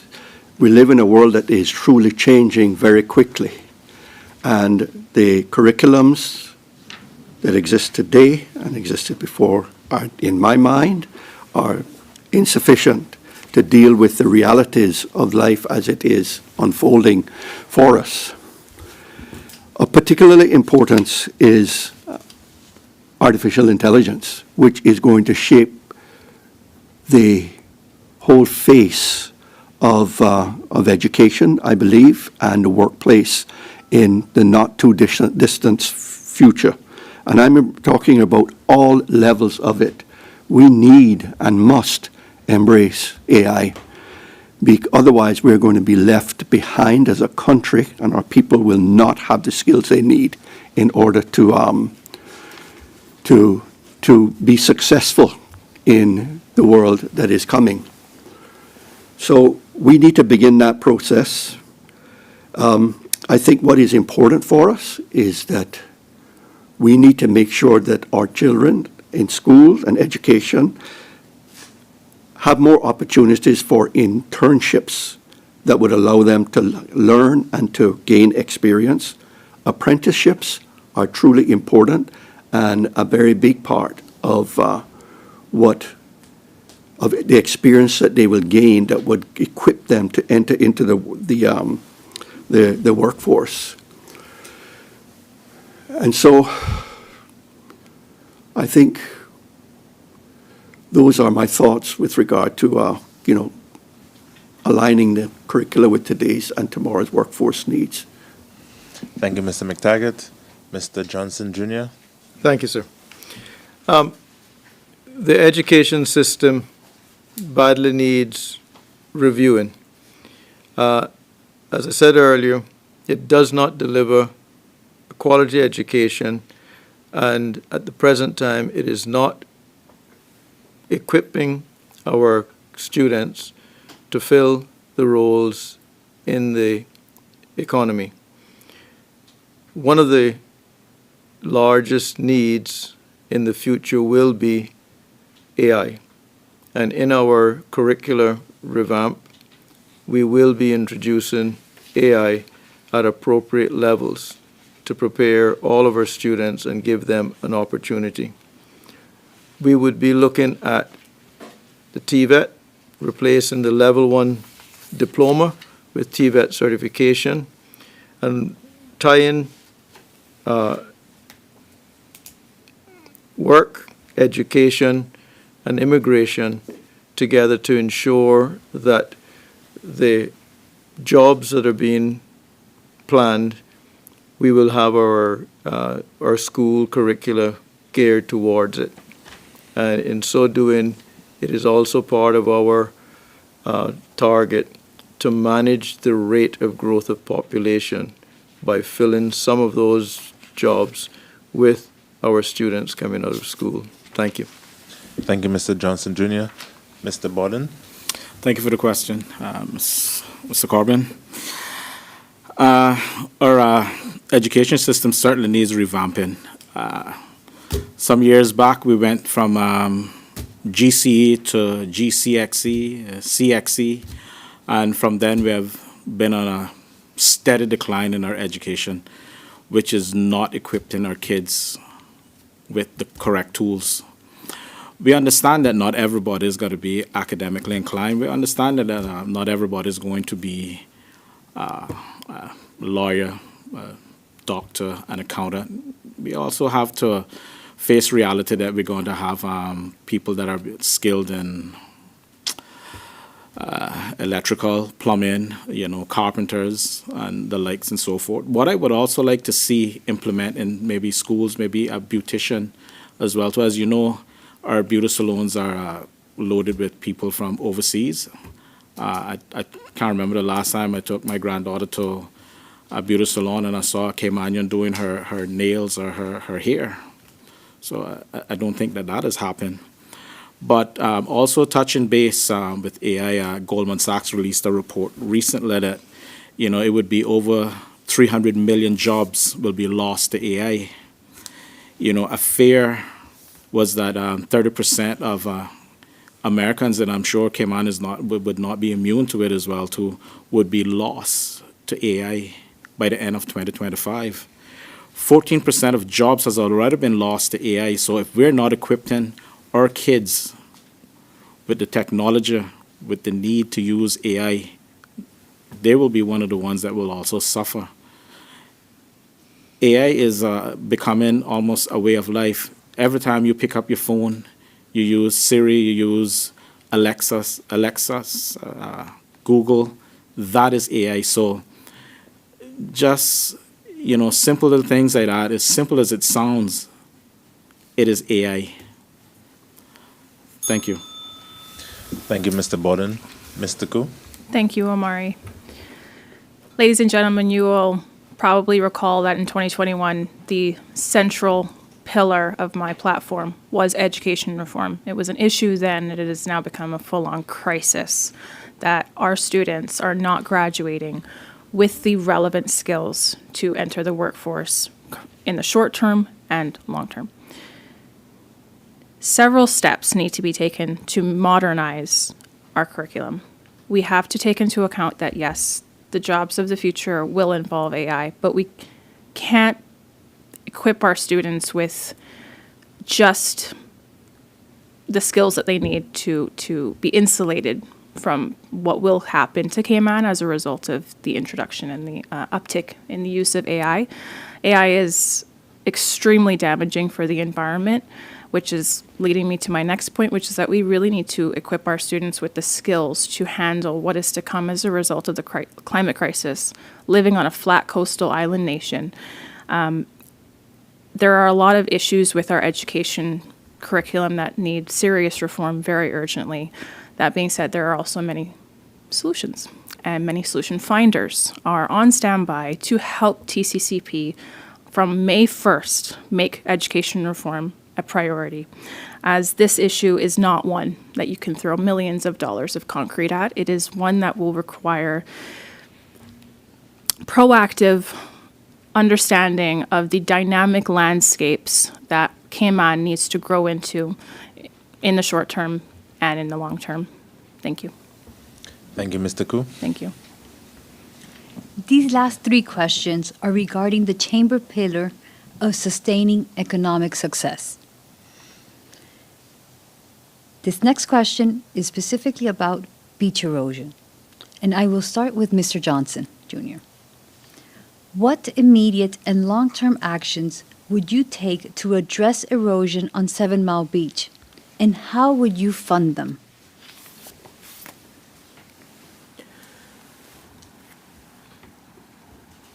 The Cayman Islands National Party's position on environment is sustainable policies that balance development and the environment. We would review and update a fit-for-purpose national development plan, including such elements as zoning and density regulations, protection of natural resources synergistically with the National Conservation Act and national park legislation to protect certain areas in perpetuity. As far as the 7 Mile Beach and erosion issue is concerned, it is one of major concern. Specifically addressing it, there have been work groups through public and private sector looking at the situation. There have been suggestions presented. We don't need to begin another study. We simply need to revisit the existing work that has been done and determine how best to move ahead with it. One of the things to bear in mind is that with the erosion of the beach, Caymanians have a prescriptive right to walk the beach up to the high water line. It is not just the tourists that are being deprived, but also the rights of the Caymanian citizens to walk 7 Mile Beach. And it was something that would be placed on the updated National Development Plan as one of the high priorities on it. Thank you. Mr. Bodden? Thank you for the question, Christina. A couple of things come to mind when I think about a long-term action to address erosion on the 7 Mile Beach. One, developers should build further back. I think right now it's 100 yards or 100 feet away from the coastline. That should be enforced. Failing to enforce that or failing to comply with that small law or plan, you should be fined daily. Secondly, I believe we could try boulders. I'll admit this, I'm not an expert at beach erosion, but I believe, and from what I've researched, we could use boulders in the sea to help try and bring back the sand to 7 Mile Beach. There's also private-public partnership. Government could be responsible for the areas that are for the Caymanian people, the privately owned beach. They should be responsible for their own replenishing of the sand. Also, I really believe people that do fishing should also be, a heavy fine should be put on people that are catching parrotfish. As we all know, parrotfish helps reproduce sand. And with the depletion of parrotfish, we will definitely lose a lot of sand. So if we introduce heavy fines for people catching parrotfish, I think that would deter that part of fishing. Thank you. Thank you, Mr. Bodden. Mr. Koo? Thank you, Christina. It goes without saying, but I will say it. I am pro-sustainable development, not anti-development. I favor development where our green spaces are protected, our heritage is preserved, and our infrastructure is future-proofed. As the corporate secretary for the National Trust for the Cayman Islands, I play a key role in initiatives aimed at conserving our natural heritage, reflecting a long-term vision, shaping development that honors heritage and enhances community well-being through my resource efficiency expertise. Regarding the 7 Mile Beach erosion issue that is man-made, there are thankfully man-made solutions to this problem. In the short term, we definitely need to look at how we can begin to naturally allow the beach to restore itself. We need to perhaps put a moratorium on the construction of seawalls and do what we can to help properties meet the required setbacks as outlined when they applied to planning per the recommendations of the Department of Environment. And it's absolutely critical given the fact that the 7 Mile Beach, which is only one part of our coast that's eroding, I'm here to represent Georgetown East, and I will also say that parts of our coast are eroding, and it is caused by similar issues. So looking at this nationally through a sustainable development plan where paradise is not bulldozed at the expense of the soul of what makes up these islands, namely our precious beaches, is vital for the next administration. And when it comes to looking at how to fund these solutions, perhaps we need to look to those who created the issue in the first place. But that being said, we do have sources of funding that we can rely on, such as the Environmental Protection Fund. However, we can't deplete that for a short-term solution that will only be washed away with the next nor'wester. We really need to look at long-term solutions and be really innovative about this to ensure that the coral reefs, which contribute to the health of our sandy beaches, such as through healthy parrotfish and other sand producers, are highly prioritized. Thank you, Mr. Koo. Mr. McTaggart? Thank you, and I'm glad you worded the question as you have in looking at it both from a short-term and a long-term actions that need to be taken with regard to the erosion on 7 Mile Beach. Now, in the short term, I do believe that some sort of beach replenishment program needs to take place. I believe firmly that there is sand that is resting just offshore that could be used and pumped up onto the 7 Mile Beach in order to restore and replenish the sand. In the absence of any of that, we may even have to look at importing sand and using it on the 7 Mile Beach to help to replenish it. We've known for a long time that this would eventually happen because we have for decades ignored the sage advice that you do not build beyond the natural vegetation line on the beaches. And we've allowed that to happen with many of our developments. So I think that replenishment program must take place initially. And I think it's a combination of the government, landowners or homeowners, and businesses that need to pay for it. It cannot fall completely on the government's shoulders. And I know and understand that businesses along the areas, hotels have offered and put proposals, and homeowners have made proposals to government to share in the cost of such a replenishment program. So that's the one issue thing we can do, I think, in the immediate and short term. Longer term, we need to look and we need to implement what I would call a managed retreat of homes and businesses from the proximity to the sea. And otherwise, all the work we do in the short term will be for naught, and it will be washed away. So we must deal with that. And I would say immediately too, for the long term, new planning requirements, setback requirements, and must be implemented in the planning law, and thus enhancing our climate resilience as well.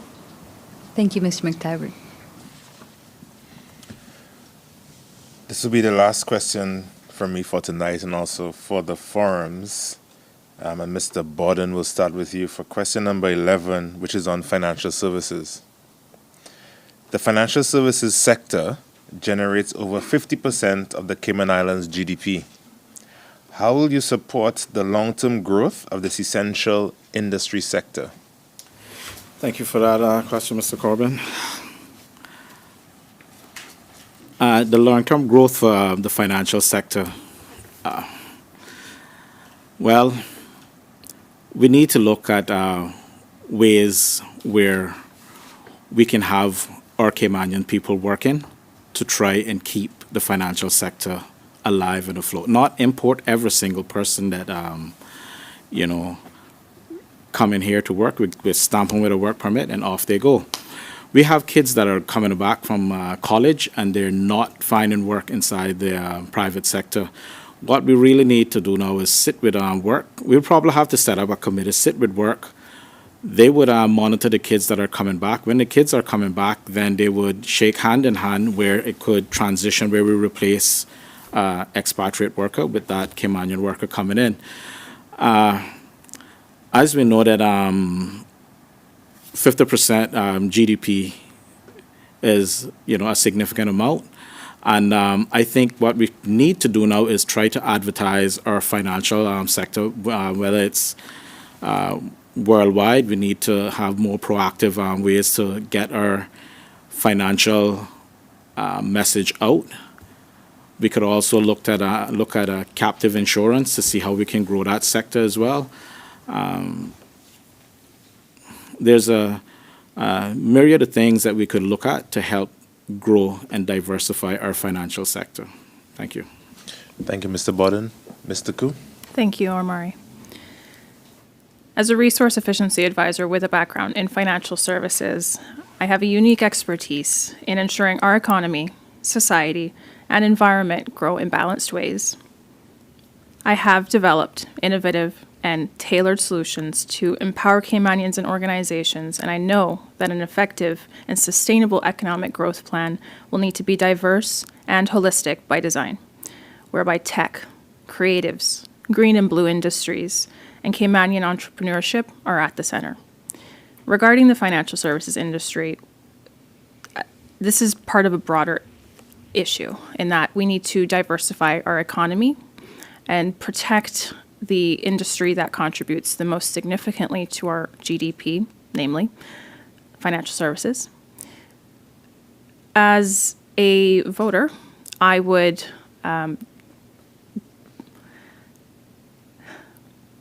ensure that the people who are tasked with managing the investments into the financial services industry are competent to do so. We can't get back to a point where we were put on the FATF blacklist, which we just recently got off of, which by staying off of that blacklist, ladies and gentlemen, we can ensure the long-term growth of this important sector, as this inspires investor confidence both locally and regionally. And it is critical to funding diversification of our economy as a whole that we protect this sector of. Thank you. Thank you, Mr. Koo. Mr. McTaggart. Thank you for the question. An industry that generates more than 50% of Cayman's GDP is one that must be coddled and protected at all costs.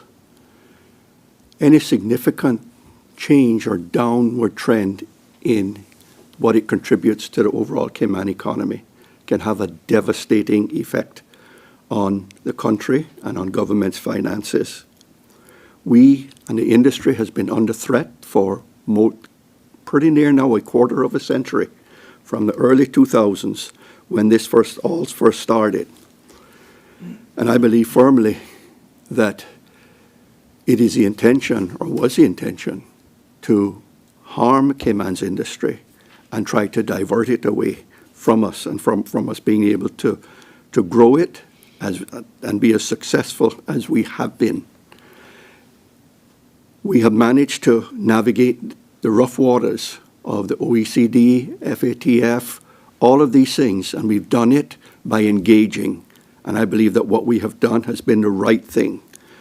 In terms of protecting it and moving forward, I believe that there are several things that we must and can do that are relatively simple, just requires a bit of effort and a will by government and the private sector. It must be a joined-up effort. And I would suggest that we need to strengthen the relationship that we have with Cayman Finance. They are out there, basically on their own, fighting for Cayman. And I would suggest that the government needs to engage and get with them to have a joined-up effort, a more joined-up effort in promoting Cayman and striving to protect it. I believe, too, we can easily diversify into virtual assets. I think we need to look into that quite closely and also embrace blockchain technology. Finally, I would suggest that there are two industries that we could pursue, I would say, and that is to promote Cayman as a domicile for reinsurance companies. We have had some success there, but we've only scratched the top of it, and there's much more that we can do. And secondly, we can promote Cayman as a domicile for family offices. Lots being done, but there's still many opportunities that we need to explore. That would help diversify financial services and give us some security there. Thank you, Mr. McTaggart. Mr. Johnson, Jr. Thank you. Protecting the financial services must be the major focus of any government. The strength of the Cayman Islands is based on its financial services industry. The future growth must, in many ways, benefit Caymanians. One of the ways that we see our policies assisting is the introduction of an all-ages financial services curriculum into both public and private schools. The number one issue that we must address, whoever gets into government, is to ensure that we stay off of the lists of the black lists and the gray lists that negatively impact the services. In the long term, the financial services must be protected, and the education of our children, whether it is in AI, whether it is in crypto, or whether it is simply in general financial services curriculum, so that our society remains cohesive, is important as well. Thank you. Thank you, Mr. Johnson Jr. For this last question of the night, we will discuss the cruise berthing. Mr. Koo, I'm going to start with you. What is your position on building a cruise berthing facility in Georgetown? I do not agree with the construction of a cruise berthing facility in Georgetown for the immense amount of data and research that has been put into seeing how, which has resulted in seeing that the value of this environment is much higher intact than it is with mass tourism being introduced through the construction of a cruise pier. Better investments in future-proofing our islands look like investing into our cargo port to make it more safe for those who work at the cargo port, as well as ensuring that it can actually accommodate managed population growth. That all being said, I want to emphasize my colleagues and I at the Caymanian Community Party are not anti-cruise. We are very pro-sustainable tourism industry, of which cruise tourism is a sector of that industry. We are not about taking food off of families' tables or taking anybody away from the heritage of being on the sea or working in a way that helps to be an ambassador for that part of our heritage. But when we look at the data, which shows that our coral reefs, which give us so much and ask for only one thing in return, namely that we protect it, is of a much greater value to us in the long term than the construction of a cruise berthing facility in Georgetown. Persons like myself who consider the Georgetown Harbor their happy place. I am an avid freediver who goes as frequently as I can out to the harbor, and I've seen how the health of that reef declined when there were less vessels in port during the COVID pandemic, and then the health of that reef declined when the vessels returned post-pandemic and our borders were reopened. It has only gotten worse, unfortunately, and that is without the development of a cruise pier, but those are due to different factors, namely climate change, people not using reef-safe sunscreen, et cetera. As a holistic, sustainable development plan comes to fruition, it will take into account ensuring that persons working in the tourism industry and the cruise sector have the skills to be able to continue to work in this industry. Thank you. Thank you, Mr. Koo. Thank you. Mr. McTaggart? Thank you very much for the question. I will answer it, and I'll be honest. I'll be very brief. The People's Progressive Movement is not advocating either for or against the cruise berthing facility. We have taken the decision that we will allow the people on April 30th to have their say on whether we should build a cruise berthing facility in Georgetown or whether we should not. And as a party, and if we are the government, we will stand by and respect the outcome of the referendum question on Election Day. Thanks. Thank you, Mr. McTaggart. Mr. Johnson Jr.? Thank you. As the question is stated, what is your position on building a cruise berthing facility in Georgetown? Cruise tourism is an important aspect of the Cayman Islands tourism product. However, we must control any pier that's built. We must be able to control which ships come and how many passengers come. In our Vision 2008, our National Tourism Management Plan 2013 to 2016, and our National Tourism Plan 2024, they all touch on the issue of capacity management.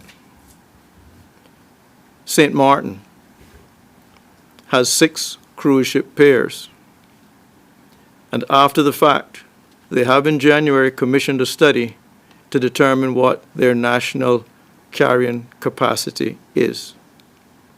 Before we move ahead with a cruise ship pair, we must determine where our focus is, what the financial benefits are, and whether in the longer term, Caymanians are actually going to gain benefit from any investment we make.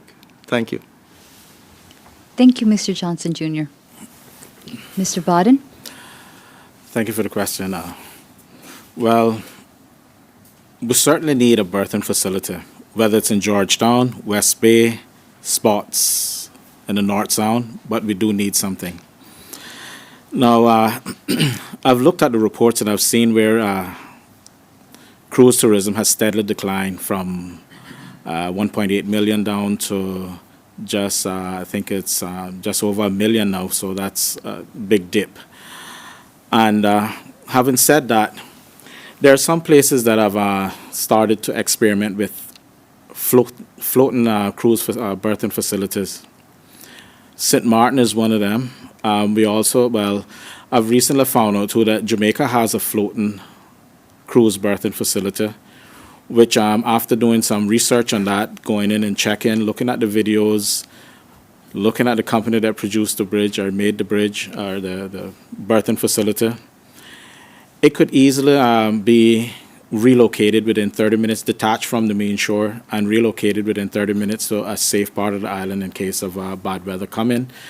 And from their study, it causes almost zero impact on the environment. Now, we know in the Georgetown Harbor, the coral are already damaged, probably beyond repair. It probably takes several million years. And we also got to, take into account people's livelihood. We have quite a number of Caymanians that rely heavily on cruise tourism. Taking away that livelihood from them, who's going to maintain them? We can't just take that burden and place it on government. This is something that we really need to think about with some serious thought. We do have a referendum coming up on April 30th. There's rumors flying around that referendum is not binding. So even if it got the vote to go ahead with it, is it binding for the vote for the bridge to the berthing facility to be built? If it's not binding, well, win or lose, we do need something to ensure these people have a steady income at the end of the day. Thank you. Thank you, Mr. Bodden. Well, thank you, candidates. We've gone through 12 questions on various topics. I'd like to thank you for your responses. And now at this time, we're going to take a short commercial break. And when we return, we'll have the closing remarks from each of our candidates. Please stay tuned.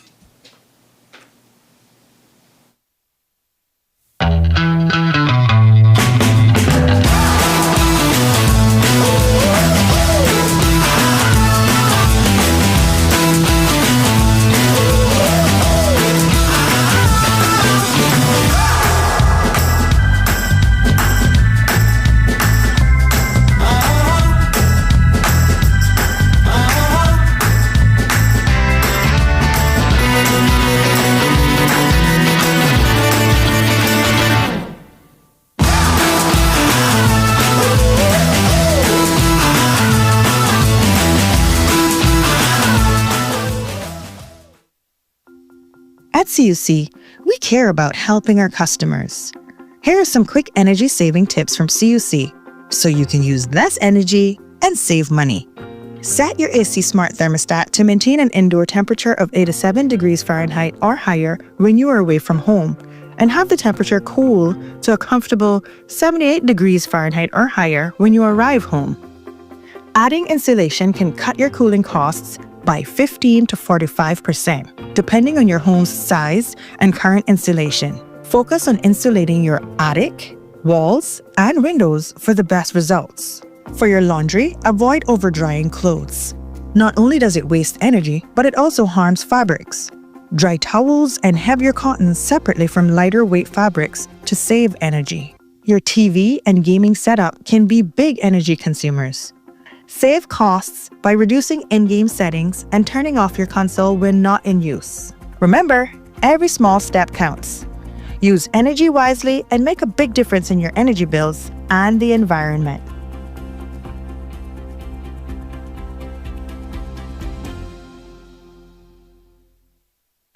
When you run your own business, you have a career as an accountant, stock taker, delivery driver, therapist, legal expert, mother, father, and the rest. But there's one area you don't need to be an expert in. At Brava, we take the complexity out of your business solutions. We keep it simple, so you can get along with doing what you do. Brava, the Simplify My Business company. Welcome back to the Chamber of Commerce Candidates Forum for Georgetown East. Gone through 12 questions this evening. Now it's time for closing remarks from each of our candidates. And we're going to begin with Mr. Roy McTaggart. Thank you, Will.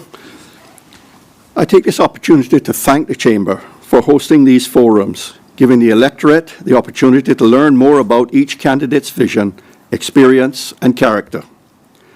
Every election brings a plethora of candidates, all of whom think they can do better. Truth is, managing $1 billion in revenues and a $5 billion economy is simply beyond the skill set of many. Yet it seems at times that candidates treat the election cycle as an episode of American Idol, whereby without having wide-ranging experience, they show up, hope to get votes to stay in the competition, and then have the industry make them look good and hopefully famous.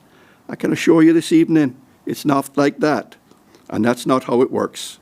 When I first ran in 2013, there was a distinct lack of leadership and the country was deep in debt. Even with my private sector experience, I was surprised to learn of some of the difficulties government faces and how interdependent ministries are. And this is why it's vitally important to have experienced leadership that supports one another, not tear each other down. The PPM's performance over the past 12 years, whether in government or in the opposition, highlights that high level of unity and cooperation. And this is why I know unequivocally that the PPM is the best team to lead this country, and we are ready to get to work on day one.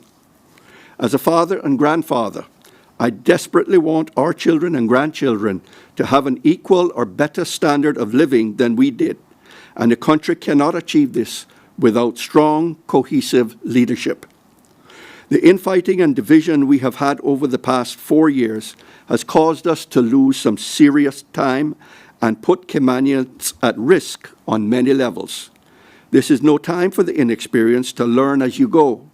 More than ever before, we need experienced and stable leadership. In times of crisis and uncertainty, the PPM has that track record, having safely led the country through the pandemic with no loss of life. In times of crisis, we need safe and steady financial leadership. I have the experience and track record, and I can sit at the table when the UK tries to take away our financial autonomy if we don't act.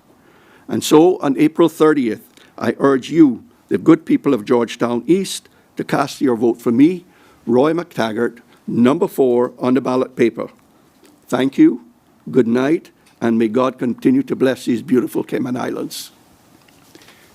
Mr. Vassal Johnson, Jr.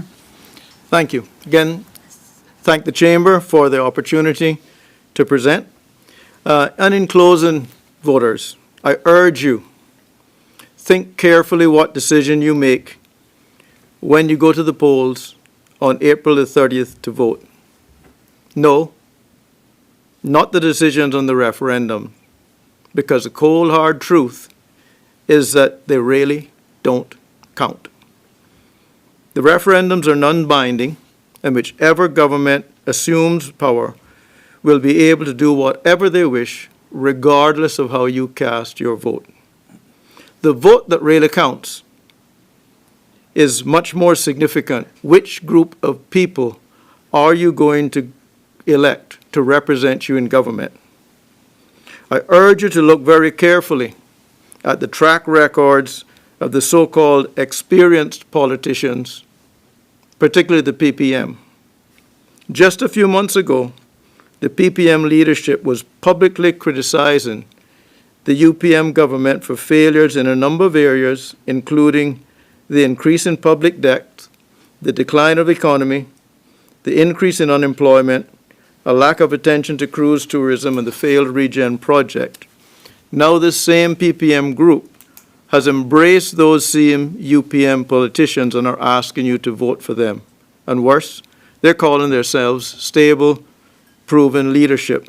Come on, Cayman. You know better. You can do better. No longer can we ignore a growing national debt and wasteful spending. No longer can we ignore a failing education system that's not equipping our young people to take jobs.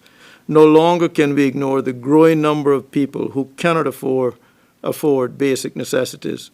On April 30th, vote for unity, prosperity, and hope for your Cayman Islands National Party. Vote for a group of leaders who are future-focused and who don't have a goal of becoming career politicians. Vote for the Cayman Islands National Party. And Georgetown East, vote better. Vote Bud. Thank you all for taking the time to come out this evening. Good night, vote right, and God bless the Cayman Islands. Mr. Oscar Baden. Thank you, Bill. Firstly, I would like to thank God. With Him, all things are possible. Secondly, I would also like to thank the Chamber, the listening public, and my constituents of Georgetown East. Why now, we ask? We've seen how opportunities have been given to those who does not have our best interests at heart. While many hard-working families struggle to make ends meet, it is time we shift this narrative. We need policies that uplift everyone, ensuring that every voice is heard and every need is met. Tonight, I laid out a vision for Georgetown East that's about putting Caymanians first, about real opportunities for our young people, affordable homes for our families, and a sustainable future for our islands. But it's not just about vision, it's about action. And I have experienced the work ethic and the heart to get things done. I don't quit or give up easy. There is a party that is harping on experienced leadership. They are one of the reasons we are where we are now. The people of Georgetown East deserves more than promises. They deserve a representative who listens, who works, who delivers. My vision is a Cayman that works for Caymanians, where our young people thrive, our families can afford a home, and a community that comes first. On Election Day, I ask for your vote and your trust. Together, we can build a Georgetown East that works for everyone. Vote number 1, Oscar Rogelio Baden. Thank you. Ms. Emily Decoux. Thank you. Thank you to the Chamber for hosting tonight's forum. Good evening, voters of Georgetown East. I hope you have not missed anything tonight. In particular, I hope you have heard the red flags, as I have. Tonight, we have heard a former party leader who you would think would be extremely qualified to make good financial decisions. But we know that it was his proposed government's decisions that put us in the dire straits we are in. That is a red flag. We also know that this same former party leader has welcomed the big spenders that put our country in debt back into his party with open arms. That is a huge red flag. Their mistakes are costing us all, with a cost of living crisis I refer to as the PPM cost of greed crisis. That is a red flag. Last week, 2 documents were published that, when read together, would make you think the incumbent and his team must be living in some kind of fever dream. One was the pre-election economic and financial update of the Cayman Islands government, and the other was the PPM manifesto. pretty much promising to do the complete opposite of what they have done for the past 12 years. But make no mistake, this is the people who created the problem, telling you that they are not responsible for the problem, but that they are the solution to the problem. That is a red flag. However, there are more red flags. Tonight, if you closed your eyes and listened, you would have trouble telling some of the opponents apart. And yet they are here, promising change. In fact, this table is full of red flags. Georgetown East, and indeed Grand Cayman and the Cayman Islands, do not be gaslit by the unfit.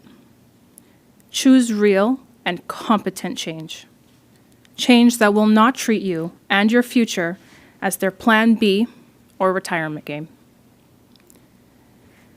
There is a Turkish proverb that reads, "The forest was shrinking, but the trees kept voting for the axe was clever, and convinced the trees that because his handle was made of wood, he was one of them."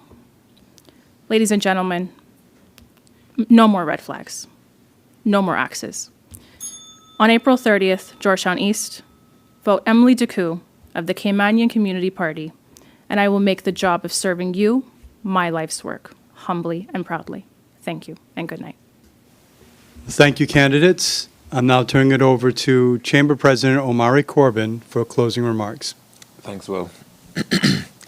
On behalf of the Chamber Council and staff, I'd like to thank Mr. Roy McTaggart, Mr. Vassal Johnson Jr., Mr. Oscar Borden, and Ms. Emily Decoux for participating in this evening's forum. I trust that this forum will help Georgetown East voters make informed decisions about who to vote for when they go to the polls on April 30th. Tonight's forum will be posted on the Chamber's YouTube channel for your future reference. I would also like to thank Ashley Furniture and Home Store, CUC, Foster's, and Logic for sponsoring the Chamber's candidates forums. Please join us tomorrow evening at 7 p.m., so 15 minutes earlier, as we welcome the leaders from the three political parties. Mr. Andre Ebanks, representing the Caymanian Community Party, Mr. Joseph Yu, representing the People's Progressive Movement, and Mr. Daniel Scott, representing the Cayman Islands National Party. Tomorrow's debate marks a historic first for the Chamber, providing the community with a unique opportunity to hear directly from each party leader about their party's vision and priorities on national and local issues. The debate will be broadcast live at 7 p.m., so again 15 minutes earlier, on the Chamber's YouTube channel, Cayman Mall Road, Cayman Live TV, Compass TV, Bobo 103.1 FM, and Radio Cayman. Thank you for tuning in. I hope that you will join us tomorrow evening, and do have a restful night. When you run your own business, you have a career as an accountant, stock taker, delivery driver, therapist, legal expert, mother, father, and the rest. But there's one area you don't need to be an expert in. At Brava, we take the complexity out of your business solutions. We keep it simple, so you can get along with doing what you do.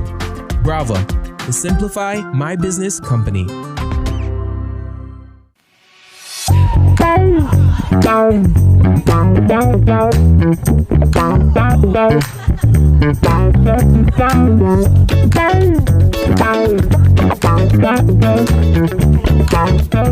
Why is my bill higher? These days, it might seem like the cost of everything is going up here in Cayman. When it comes to your energy bill, this may be no exception. You may be wondering why your bill is higher when you haven't done anything different in your home. Here are some common factors that will increase your energy usage. As temperatures outside increase, your air conditioning unit has to run longer to keep your house cool, even if you haven't adjusted the thermostat. During the summer months, cooling your home can make up more than half of your energy bill. It's important to maintain your AC so that it can function as efficiently as possible. Changing your AC filters can also help with ensuring units are functioning properly. Remember, for every degree you turn up your thermostat, you can save on your monthly energy cost. turn off your AC when no one is home. Thermostat should not be set any lower than 78 degrees. Also consider closing blinds and drapes on the sunny side of your home. This will help reduce the temperature inside your home. Remember to consider energy waste. Think about the items in your home that are using energy, like gaming computers and ceiling fans. Always unplug and turn these items off when they are not in use or needed. This will help you conserve. Now that you have some energy saving tips, you can track your consumption daily on MyCUC. Learn more at www.cuc-cayman.com.